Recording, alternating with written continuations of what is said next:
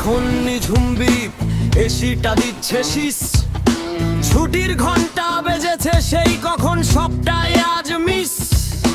বাইরে তখন আকাশ ছেড়া ঝমঝমিয়ে বৃষ্টি, জানলার কাছে ঝাপসা শহর, একলায় আমার সৃষ্টি।